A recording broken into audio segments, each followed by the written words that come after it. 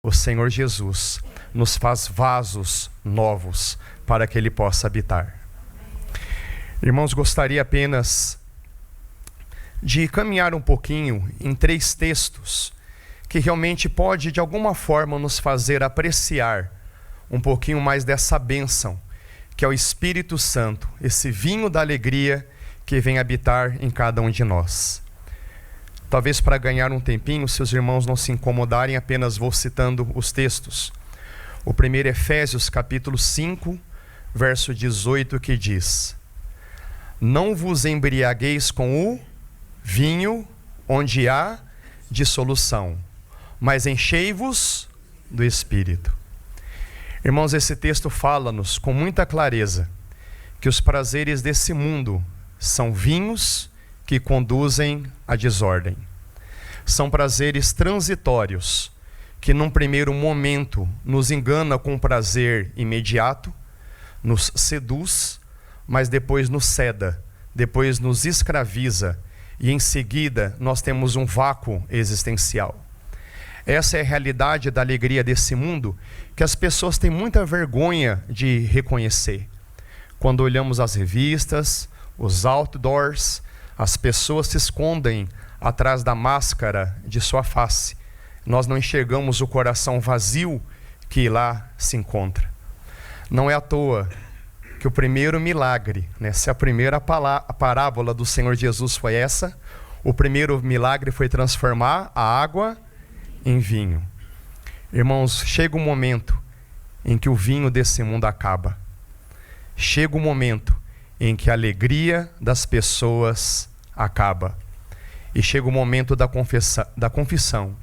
Não temos mais vinho, temos o vazio, temos o tédio, temos aqui que encarar o vácuo que existe nos nossos corações. E aí vem o nosso Senhor Jesus, apresentando o seu vinho. E qual é o testemunho daquele mestre de cerimônias quando prova o vinho do Senhor Jesus? Vocês guardaram o melhor vinho para o final. Irmão, só o Senhor Jesus tem o melhor vinho. Quero aqui falar com vocês que são jovens. Convivo com vocês por força da profissão. Eu quero dizer que o mundo seduz. O mundo oferece um vinho que entorpece. Repito, é um momento de prazer imediato. A palavra de Deus é muito clara a respeito dos prazeres transitórios do pecado, mas isso nunca vai te satisfazer. Nós convivemos com pessoas, eu repito, que se escondem atrás da máscara da sua face, mas no seu interior elas escondem o vazio existencial que tem vergonha de confessar para vocês. Então, jovens, o Senhor Jesus é o melhor vinho. Então não se embriaguem com o vinho desse mundo que provocam a desordem, mas enchei-vos do Espírito.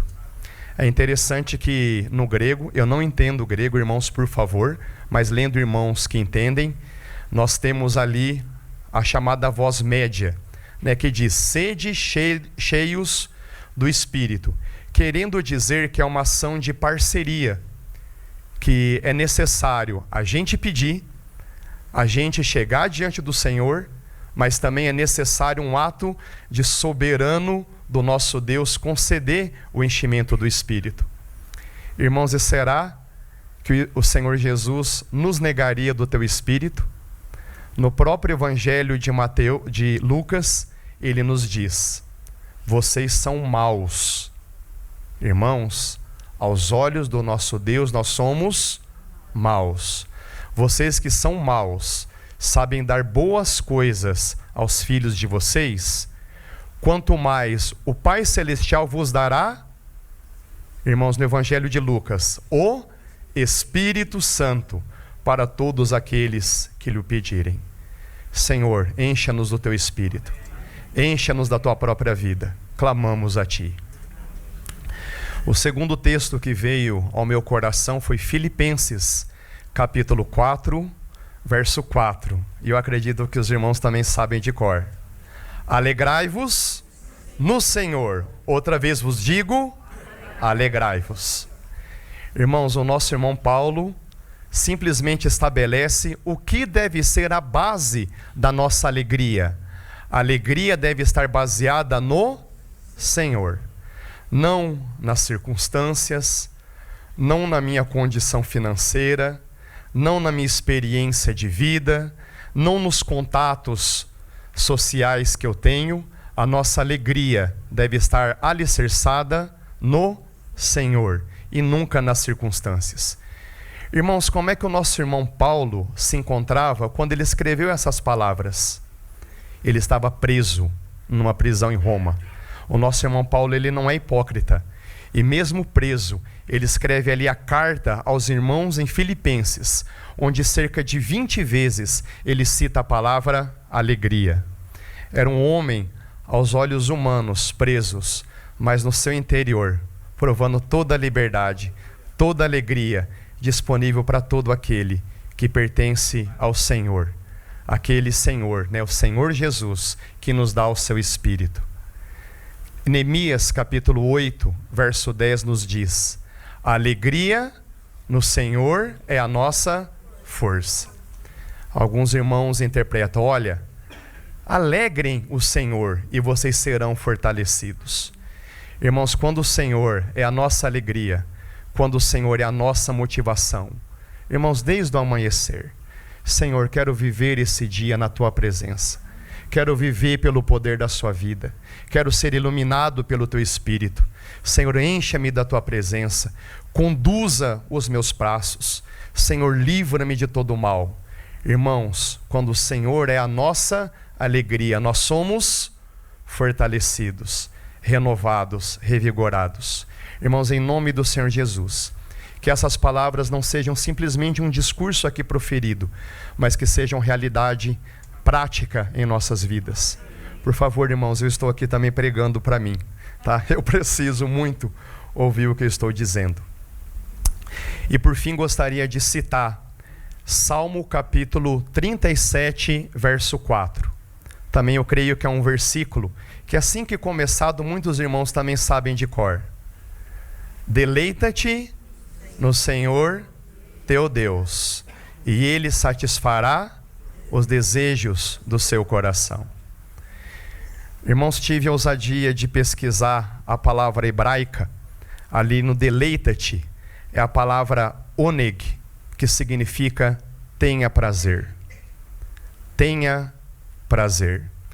É como se o original dissesse: olha, se você fizer do Senhor o seu prazer, o seu deleite, a sua alegria, Ele satisfará os desejos do seu coração.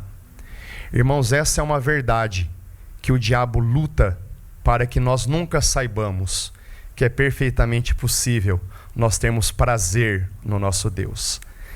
Ele faz de tudo para espalhar entre as pessoas: a vida cristã é chata, a vida cristã é monótona, é cheia de regrinhas, tem que ir em reuniões, e é isso e aquilo. Ele trabalha na mente das pessoas.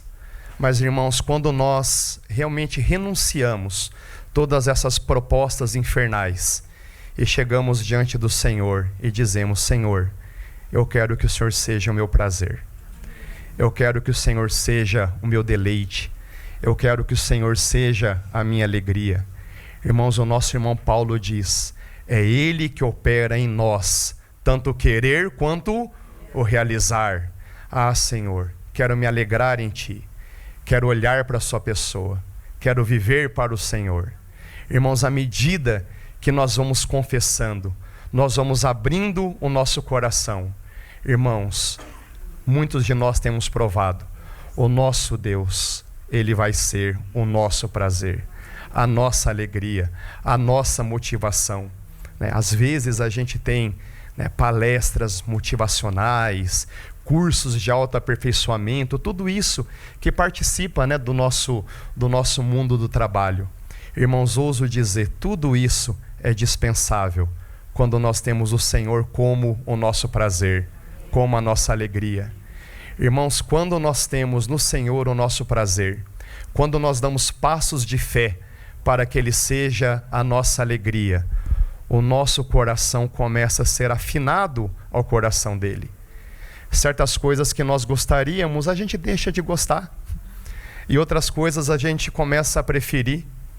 Muitos medos que a gente tinha, a gente deixa de ter. E outros temores a gente passa a ter. Irmãos, eu tenho medo de pecar. Eu tenho medo de ofender o meu amado Senhor. Antes tínhamos medo da morte, medo do futuro. Quantas pessoas sofrem de ansiedade, depressão, estresse. Irmãos, que o Senhor seja o nosso prazer. Senhor, eu quero que Tu sejas a minha alegria. Eu quero olhar para o Senhor, olhando para Jesus, autor e consumador da nossa fé. Irmãos, o Senhor vai moldando o nosso coração, tirando desejos do vaso velho e colocando desejos do vaso novo. Ele vai mudando a nossa mente, vai mudando os nossos valores, vai mudando as nossas prioridades. Como eu disse, vai mudando os nossos medos, vai mudando os nossos sonhos. Nós ficamos tão afinados com o Senhor. É por isso que se cumpre a palavra. Ele satisfará os desejos do seu coração. Por que Ele vai satisfazer os desejos do nosso coração? Porque Ele é o nosso prazer. Ele nos transformou de tal forma que a gente começa a desejar a vontade dEle.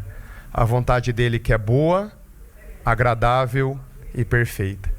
Irmãos, como nós precisamos ser convencidos disso. Boa, agradável e perfeita é a vontade dEle e não a nossa. Irmãos, então, para concluir, tivemos aqui esse passeio, desculpe essa palavra, essa peregrinação, essa jornada em Lucas capítulo 5. Então nós temos ali com Pedro um chamado, um novo nível de arrependimento, podemos